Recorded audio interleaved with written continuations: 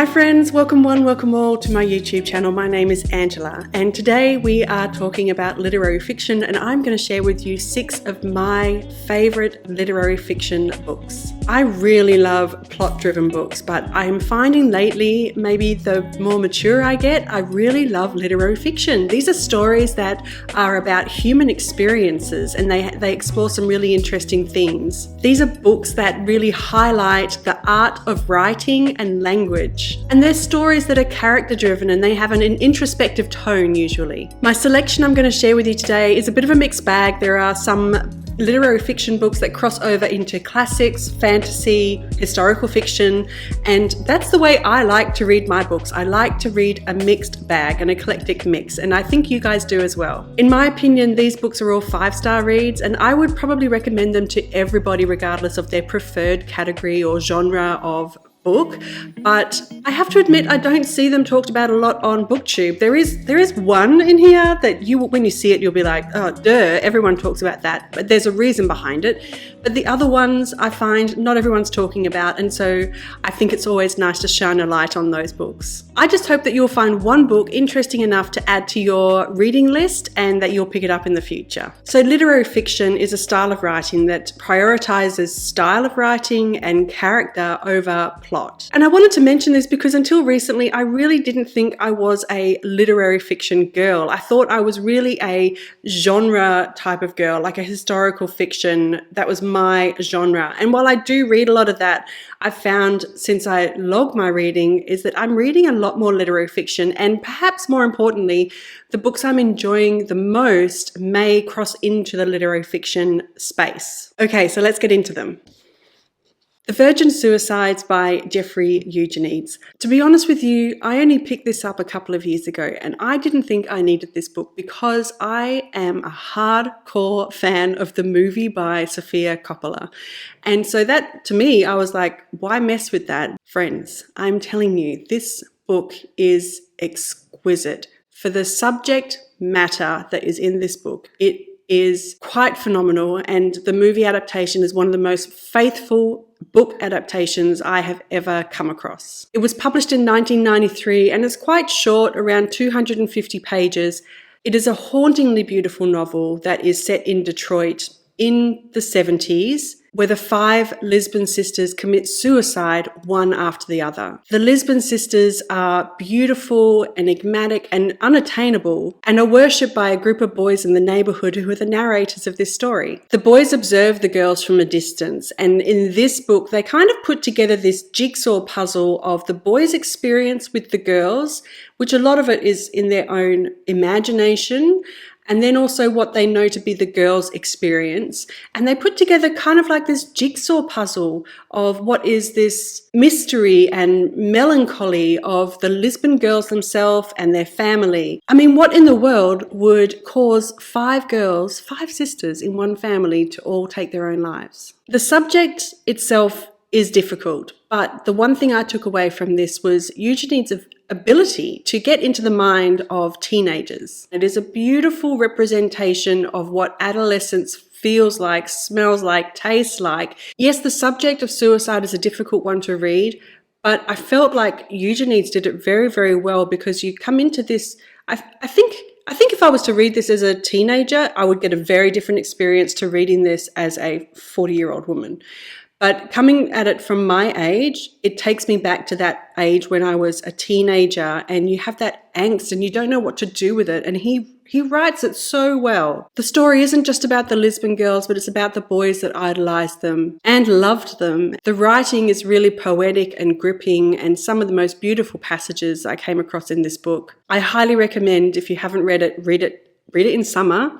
Read it with the soundtrack playing in the background, because a lot of the music that is referenced in the book is actually the music played in the movie and in the soundtrack.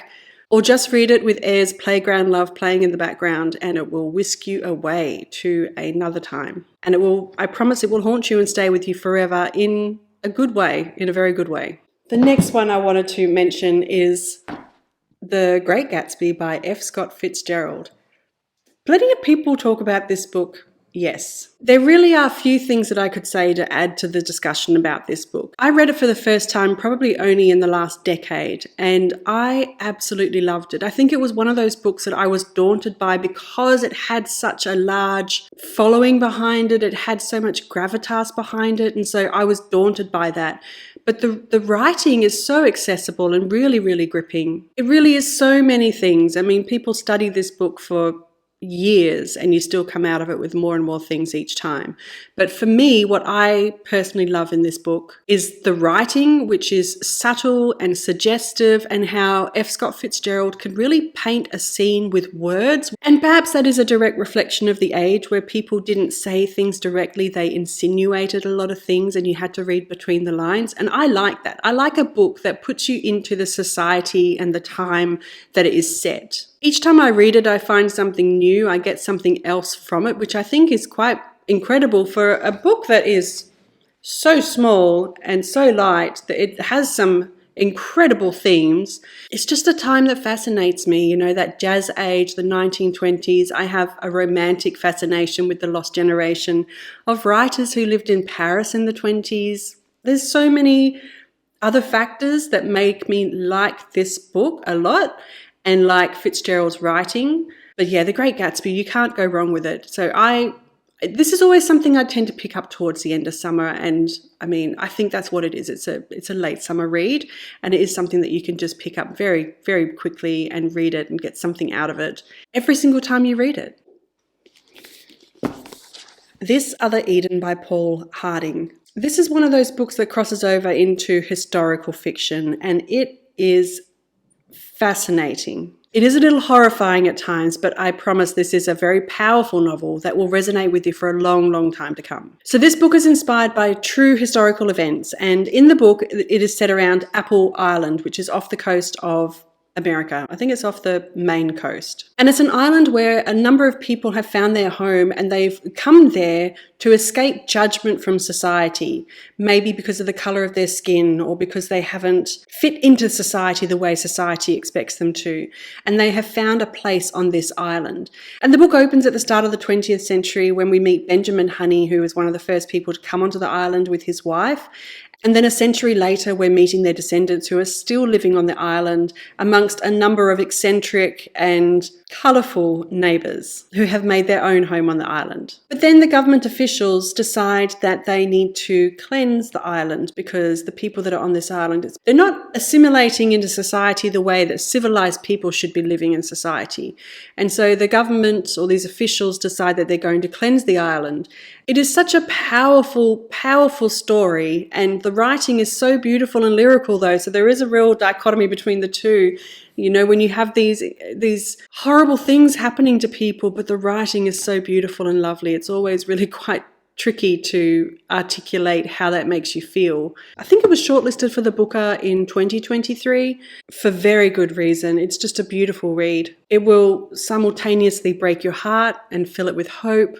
And you will most definitely look into the true story behind this book once you're finished with it, which is an incredible, incredible story to find out more about. The Song of Achilles by Madeline Miller.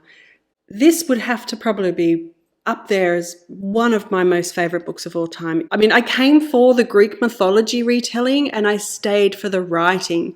I think a lot of people would have read this book, but you never know, you never know. This story is a retelling of one of Greece's most famous heroes, Achilles, but it is told through the perspective of Achilles' best friend, Patroclus. Patroclus is an exiled prince, and through a matter of circumstance, he becomes a companion to Achilles.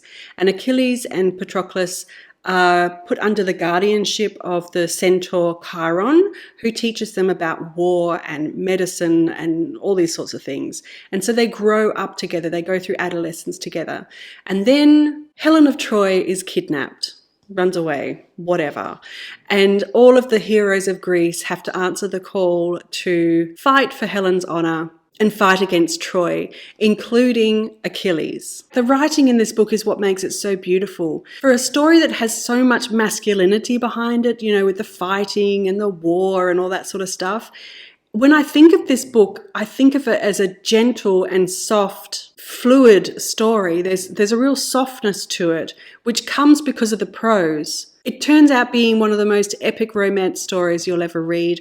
I absolutely adore it. It is one of my most favorite pieces of literary fiction I've ever read. So if you are a literary fiction fan and you've avoided this because you think it is just Greek mythology retelling, please give it a go. It is just marvelous. Simply perfect. The next book that I would recommend is The Great Alone by Kristin Hannah. I do love a Kristin Hannah book, and The Great Alone took me out of a slump that I was having a number of years ago. It is such a great example of literary fiction. It is atmospheric and emotional, and it is set in the wilderness of Alaska. At its core, The Great Alone is a coming-of-age story of Lenny, who is a 13-year-old girl when we first meet her, and her father, he's come home from the Vietnam War, and he is ready for a change. He is unable to hold down a job. He's suffering from mental health issues. And on a whim, on a spur-of-the-moment decision, he decides that he's going to pack up his family and move to the wilds of Alaska, because Alaska is the last untamed frontier in America, and he wants to get away from everything that is commercialized. At first, Alaska seems to be exactly what they hoped for. The locals are very generous and help them out when they realize that they're very unprepared for living in this environment. But as they come into their first winter, things start to really, really crumble. As Lenny's father's mental health worsens, they just try to survive the wilderness of Alaska, as well as this volatile family life inside their home. The backdrop of Alaska itself is a huge character, and I am drawn to books that have a strong sense of place, and that place becomes a character in its own right in the story. But it is a brilliant story of love and loss and human resilience. I highly recommend it. A Tree Grows in Brooklyn by Betty Smith. This is an oldie. This was published in like 1943. I haven't had it since 1943. I think I read this maybe in like the early 2000s. It might have been something I got from Oprah's book club or something like that. But this is extraordinary. I think at its most basic level, it is an American classic and a coming-of-age story of growing up at the turn of the 20th century. We follow our main character, Francie Nolan, who is one of a few children to some desperately poor parents, and they're in the slums of Williamsburg. She idolizes her father, who has many, many flaws. She is shy and quiet and finds a lot of comfort in books, and that is something that I think a lot of us can relate to. The fact that no matter where we are in life, whether we are a 10-year-old girl or a 40-year-old woman, you can trust that a book will bring you something that you may be lacking or transport you to a different place. And that was what Francie got out of her books. And I think this book is also considered to be a young adult read, and I think I could most definitely see how young adult readers would connect with her on that level because of that particular personality trait she had. There is laughter and loss and a lot of interesting characters. I think that is one of the best things this book has going for it is its characters. All of its characters feel real. They jump off at the page at you. They don't feel like they're just put in as fillers to fill a space, to become extras in a scene. A lot of the characters really do have a lot of eccentricities or characteristics that make them interesting. And perhaps that is what makes this book so special, is that it shows us the flaws of the characters and makes them real in that sense. It is both uplifting and heartbreaking as we follow Francie as she grows up in this environment, and how she and her family continue to persevere no matter what comes their way. If you want to read about what it would be like in the early 20th century in Brooklyn, I think this is what I would lean on as a depiction of it. I think it's just a beautiful, beautiful story. Those are the 6 literary fiction books that I would recommend. I actually feel like I want to do some rereads of these at the moment. I feel like I might be entering a rereading season. But I would love to know if you've read any of these, if any of these maybe you haven't read and you're willing to add them to your reading list. Or is there something that you would love to recommend, because I always love your recommendations that you give me in the comments below. But thank you again for joining me, and I hope you enjoyed this video, and I'll see you again soon. Bye!